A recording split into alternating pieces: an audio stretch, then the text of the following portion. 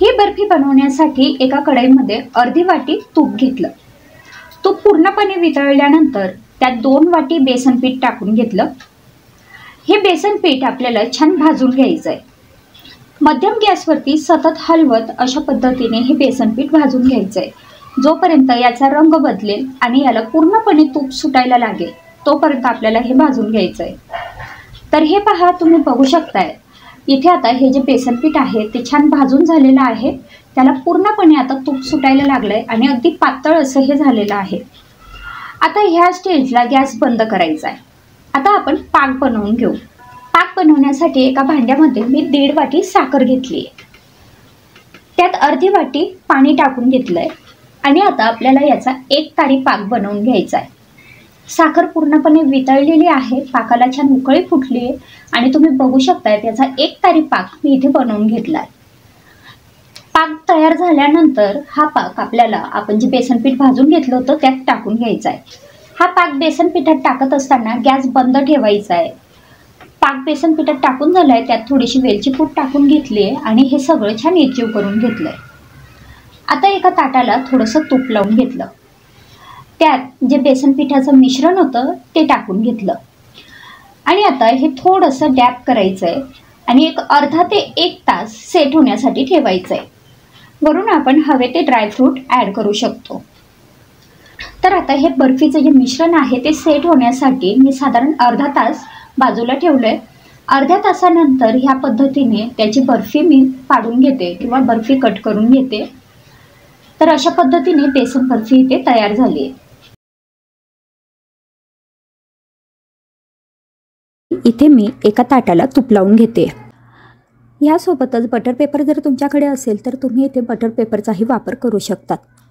आता बर्फी बनवण्यासाठी एका कढईमध्ये 1 वाटी किंवा 1 कप तूप घेतलंय।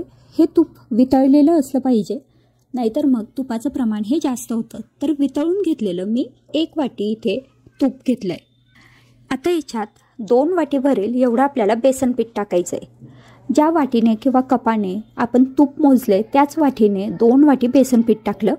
अगदी गच्च भरून हे बेसन पीठ घ्यायचं, दाबून असं भरायचं, नाहीतर मग बेसन पिठाचं प्रमाण हे कमी होईल आणि ही आपली जी मिठाई आहे ती तुपकट लागेल।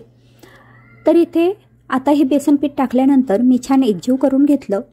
गॅसची फ्लेम आता आपल्याला कमी ठेवायची आहे आणि कमी गॅसवरती आपल्याला हे छान भाजून घ्यायचं आहे। साधारण 10 ते 12 मिनटं हे चांगलं भाजून घ्यायचं। तुम्ही बघू शकताय साधारण 12 मिनिटानंतर हे जे बेसन पीठ आहे ते व्यवस्थित भाजलं गेलं आहे।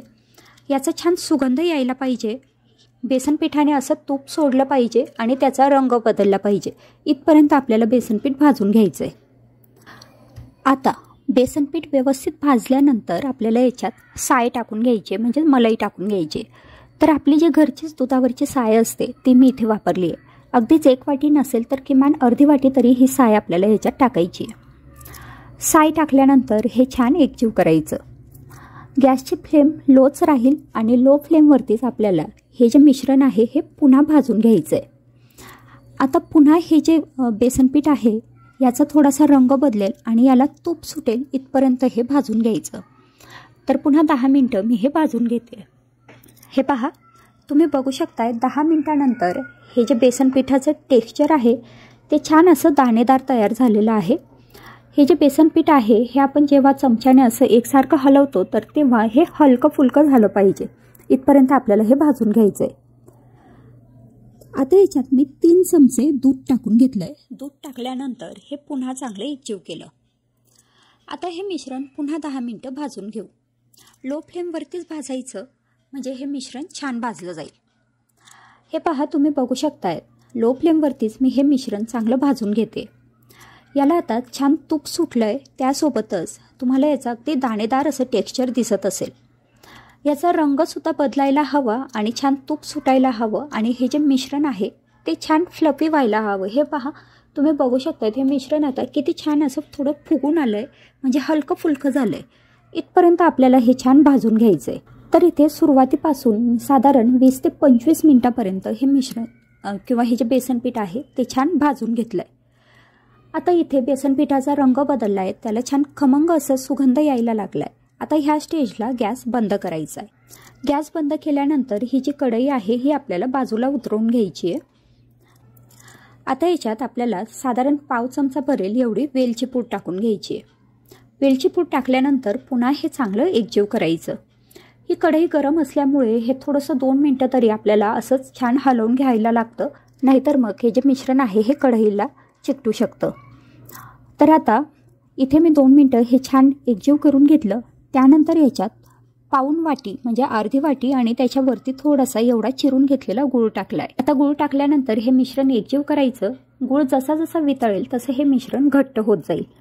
हे पहा, तुम्ही बघू शकताय आता गूळ पूर्णपणे वितळला आहे आणि आपलं हे जे बेसन पिठाचं मिश्रण आहे ते अतिशय छान घट्ट असं तयार झालंय. म्हणजे आपण याच्या अगदी व्यवस्थित वड्या थापू शकू असं हे मिश्रण आता तयार झालंय. आता हे मिश्रण इथे छान घट्ट झाल्यानंतर तुम्ही इथे तुमच्या आवडीचे ड्रायफ्रूटसुद्धा ॲड करू शकतात, जर तुम्हाला ह्या बर्फीमध्ये ड्रायफ्रूटसुद्धा टाकायचे असतील तर. हे मिश्रण छान घट्ट झाल्यानंतर आपण ज्या ताटाला तूप लावून घेतलं होतं त्यात हे सगळं मिश्रण काढायचं आणि चमच्याच्या साहाय्याने छान व्यवस्थित असं पसरून घ्यायचं. आपल्याला ही बर्फी किती जाड हवी आहे किंवा पातळ हवी आहे त्या अंदाजाने आपण हे मिश्रण पसरून घेऊ शकतो. मी इथे हे मिश्रण छान पसरून घेतलंय. त्यानंतर त्यावरती बदामाचे काप टाकायचे. तुम्हाला हवं तर तुम्ही इथे पिस्ता, काजू, बदाम कुठलेही ड्रायफ्रूट वापरू शकतात किंवा हे पूर्णपणे ऑप्शनल आहे, नाही टाकलं तरी चालेल. आता बदामाचे काप टाकून घेतल्यानंतर चमच्यानेच हे थोडेसे प्रेस करायचे, म्हणजे हे जे काप आहे ते बाहेर निघणार नाहीत. आता 2 तास तरी आपल्याला हे मिश्रण असंच ठेवायचं आहे किंवा मग तुम्ही हे फ्रीजमध्ये सुद्धा अर्ध्या तासासाठी सेट करायला ठेवू शकतात. 2 तास झालेले आहेत. हे मी मिश्रण बाहेरच ठेवलं होतं. आता हे बर्फीचं जे मिश्रण आहे ते अगदी छान सेट झालंय. याच्या मी आता बर्फी कट करून घेते, म्हणजे वड्या पाडून घेते. तर त्यासाठी आपल्याला हव्या त्या आकारात आपण ह्याच्या वड्या कट करू शकतो. तर हे पहा, अतिशय छान अशी ही वडी तयार झालेली आहे किंवा बर्फी तयार झालेली आहे. तुम्ही बघू शकताय खूप छान याची चव लागते, आकारही खूप छान दिसतोय. आणि अशा पद्धतीने आपली ही बेसन पिठाची बर्फी किंवा मग गुळाचा आपण मोहनथाळ याला म्हणू शकतो इथे तयार झाली. बेसन लाडू बनवण्यासाठी एका कढईमध्ये 4 ते 5 चमचे तूप घेतलं. शक्यतो जाड बुडाची कढई इथे आपल्याला वापरायची आहे. तूप पूर्णपणे वितळल्यानंतर याच्यात आपल्याला 2 वाटी बेसन पीठ टाकून घ्यायचं आहे. आता हे बेसन पीठ या तुपामध्ये छान भाजून घ्यायचं आहे. गॅसची फ्लेम मध्यम ठेवायची. मध्यम गॅसवरती हे पीठ छान भाजून घ्यायचं आहे. आवश्यकतेनुसार अधूनमधून याच्यात आपण तूप टाकू शकतो. तर ह्या पद्धतीने मी पुन्हा याच्यात 1 चमचा तूप टाकून घेतलंय. तूप टाकल्यानंतर पुन्हा हे मध्यम गॅसवरती भाजून घ्यायचं आहे. प्रत्येक 5 मिनिटानंतर याच्यात 1 चमचा तूप टाकायचं आणि हे छान भाजून घ्यायचं आहे.